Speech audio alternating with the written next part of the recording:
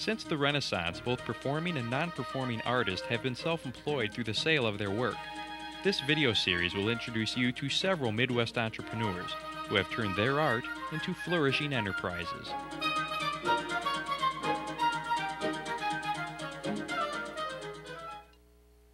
The Entrepreneurial Artist Series has been made possible by a grant from the Coleman Foundation, funding programs that make a difference in entrepreneurship education, cancer care and research, and handicapped education and housing.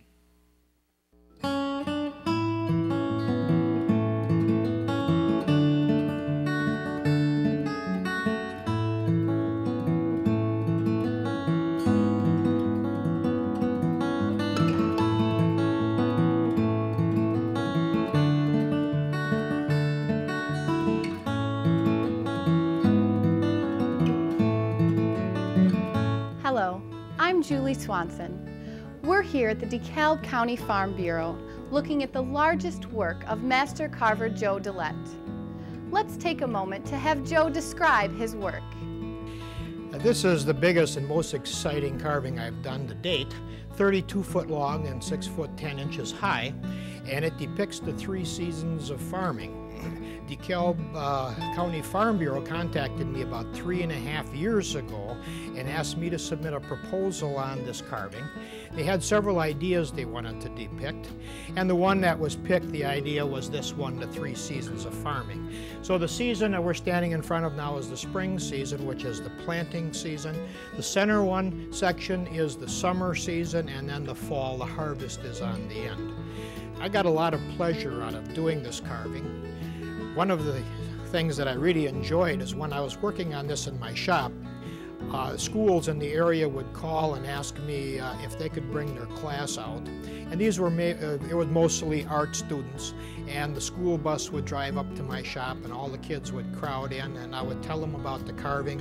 I would demonstrate how I do the carving, and it was an awful lot of fun. Here at the DeKalb County Farm Bureau, there are many tours that come, bus loads, people, senior citizens come, and even a tour from France was scheduled to stop in here. So I'll try to meet these tours up here and give a little talk on the carving, on doing the carving. It took about 6 months to do. There's about 1,300 hours of carving time into it. This had about a month of design work involved and then about a month of preparation. I think that anyone seeing this work can't help but appreciate Joe's artistic ability. Most of Joe's work is done carving family history on fireplace mantels. Joe has been kind enough to let us visit him in his studio.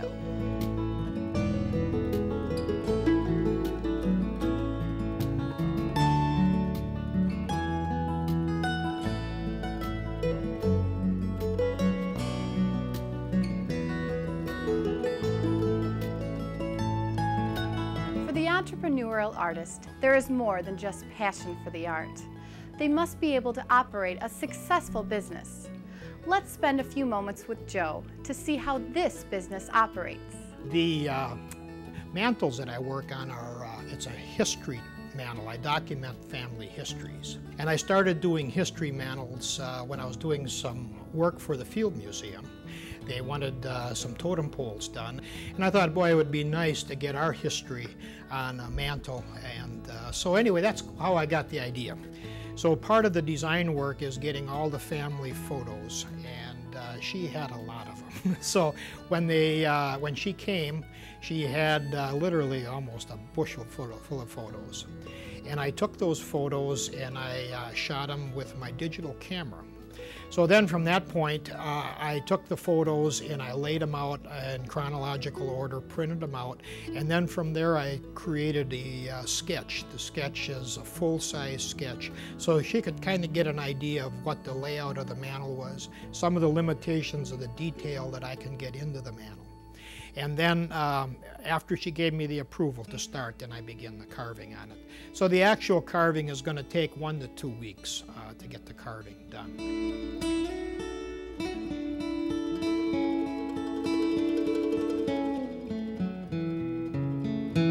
We've seen Joe use wood carving tools to create his masterpieces. But to be a successful entrepreneur, Joe must take advantage of technology as well. The computer is essential to running the business. It's a communications center, it's all your whole business center where you keep track of your contracts, all your quoting. So my accounting system is in here.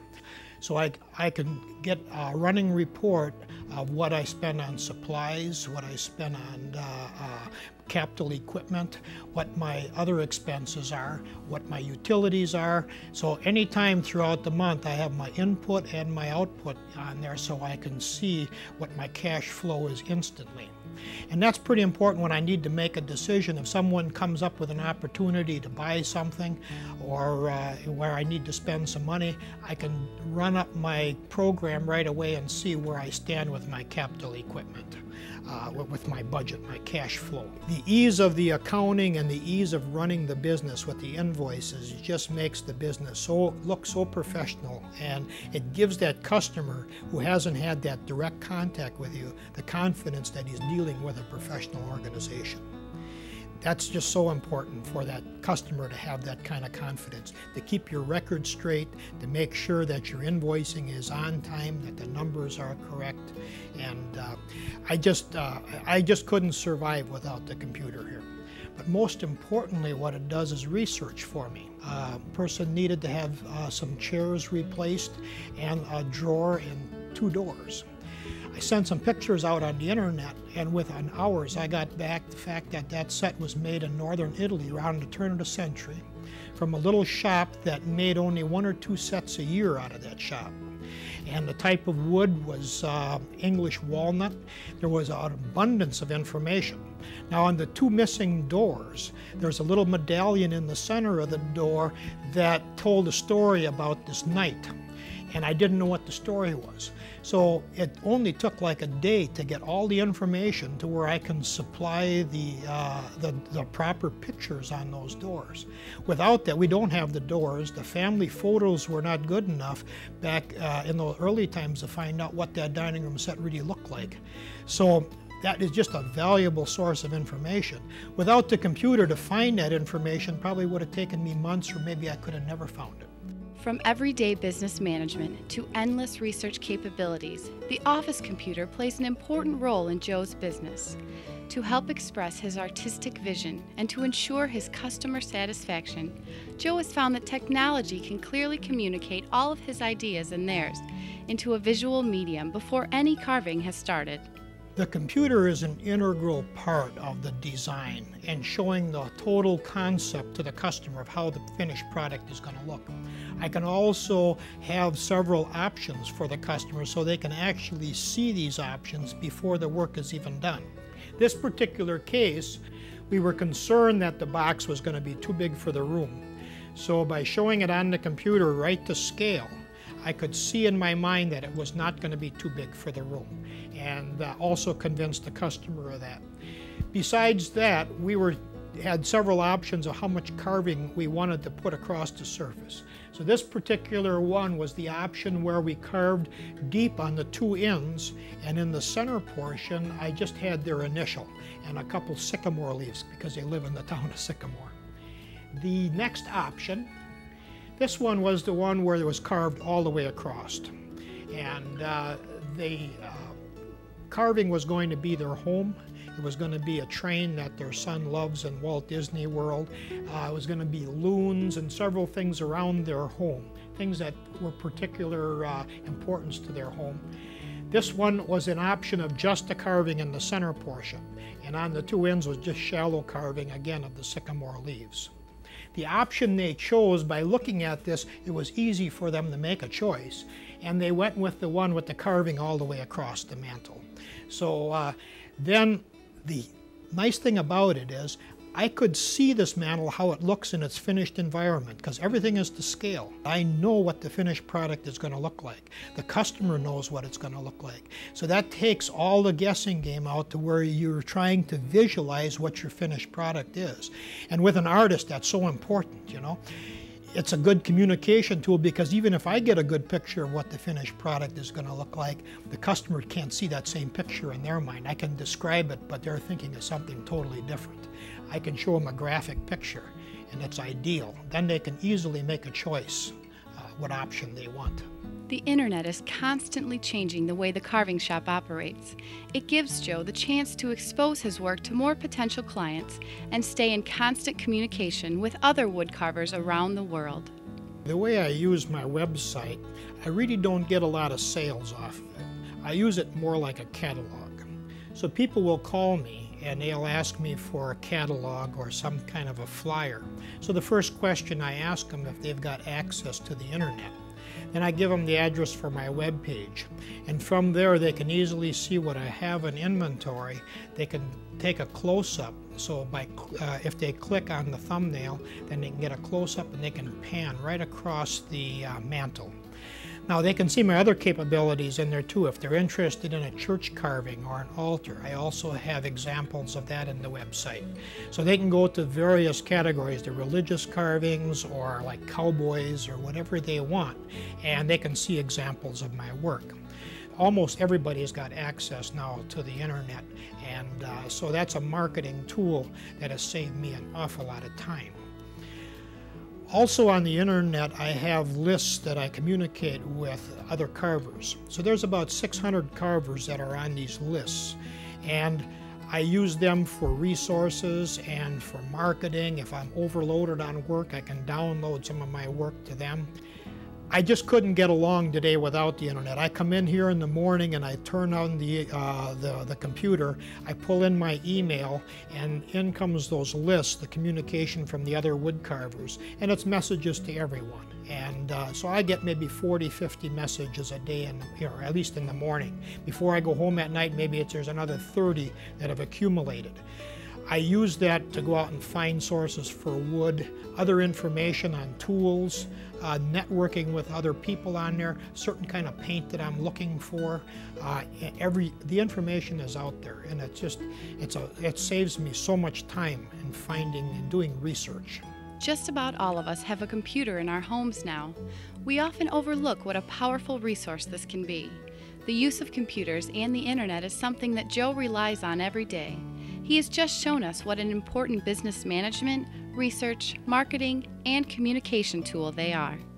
Every business needs to have a marketing strategy that is effective in creating new clients.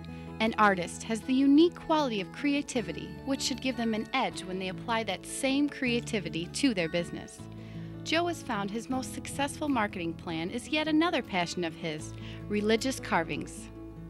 I do a lot of religious carvings. About 60% of my work is the history mantles, and the remainder is the religious carvings. The nice thing about religious carvings is the exposure. If I do a fireplace mantle for a home, the only exposure I get is the people that are welcomed into that home. With a religious carving, the churches are open to the public, and you get a lot more exposure. The contacts that I get from a religious carving are phenomenal. So that's where a lot of my connections. So there's almost no advertising involved. One just leads to another. Joe's largest work to date was a direct result of these religious carvings. This carving commemorating the Pope's visit to the United States led to another job carving a rendition of the Last Supper. The response to this work of art led to Joe's 3 seasons of farming at the DeKalb County Farm Bureau. As you can see, high exposure to your work is a great marketing strategy. Looking at this beautiful mantle, Joe, can you tell us how important the business aspect is to an artist? It's very important, Julie. If I didn't run a successful business, it wouldn't afford me the opportunity to do my art. So many artists feel that they have to be poor in order to be a good artist, so-called paying their dues. I don't feel that that's the case. I think that an artist is really trying to document the culture of the time, and he's editorializing on that culture. If the artist is sensitive and he is picking up on the feelings of the people around him and his own feelings, it's not necessary to go through years of struggling and paying the dues. I think the artist actually sabotages his business if he feels like he has to be poor. He's actually building in poor business practices and planning for failure so he can say that he's paid his dues, or using it as an excuse for failure. Starting a carving business is just like starting any other business, and I've got about 6 points that I would recommend that someone do when they're starting a business. One of the first things you should do is start off with a mission statement. Really figure out why you're going into business. What is the passion that's driving you? The second thing is set your goals. What do you want to accomplish with this business? Make it more than just staying in business, but keep your goals realistic and at the same time keep them challenging. The third thing you do is you need a plan. And the plan is how and when are you going to do what. This is a detailed plan, something you could take to the bank for a business plan when they say, let me see your business plan. That's what you need to produce. You should have a minimum of a 1-year, a 2-year, and a 5-year plan. The fourth thing is setting up an operating budget. You have to set your budget, so make sure your cash flow and make sure include every one of your details, your expenses. That way you eliminate some of the surprises further down the line. The fifth thing is you have to execute your business. Discipline is the key. You have to budget your time and you have to stick to that budget. So you keep going back and reviewing your mission statement. You keep reviewing your goals. You keep reviewing your plan, and you keep revising your budget. The sixth point is you got to have fun. Fun fuels the passion in your business. If you're not having fun, then your business is going to become stale. You're not going to put forth the effort and the enthusiasm. Having fun really shows when your customers come and they come calling on you. That fun shows in the excitement for your business. The customers pick up on that excitement. That's the fuel that really runs your business, is you having fun. Just think, because of the high demand for Joe's work, most of his new customers have to wait 4 years before he'll be able to start working on their project. Now that's what I call phenomenal job security. Most Fortune 500 companies can't even boast about backorder demand like that. By meeting Joe Dillett, I hope that you realize how you can use your successful artistic talent and turn that into an entrepreneurial venture. Thank you, Joe, for taking the time to explain your business to us. You're welcome, Julie. I hope you will all join us again next time. For The Entrepreneurial Artist, I'm Julie Swanson.